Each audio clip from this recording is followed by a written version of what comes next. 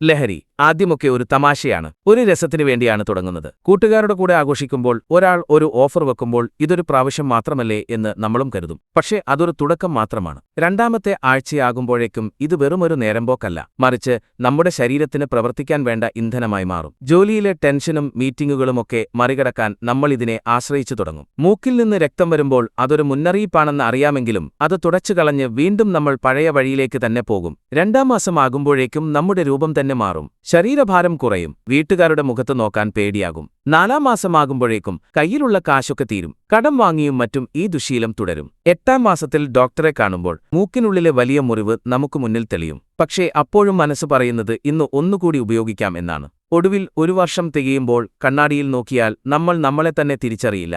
ജോലി പോയി, കൂട്ടുകാർ പോയി, ആരോഗ്യം പോയി, എല്ലാറ്റിലുമുപരി നമ്മുടെ വിലപ്പെട്ട സമയവും ഇല്ലാതായി. 3 മാസം വരെ നമ്മൾ കരുതും നമുക്കിതിനെ നിയന്ത്രിക്കാൻ പറ്റുമെന്ന്. പക്ഷെ അതിനുശേഷം മരുന്ന് നമ്മളെ നിയന്ത്രിക്കാൻ തുടങ്ങും. ജീവിതം വെറുമൊരു അസ്ഥികൂടമായി മാറുന്നതിന് മുൻപ് ഒന്ന് ചിന്തിക്കുക. ഒന്ന് ഷെയർ ചെയ്തേക്ക്.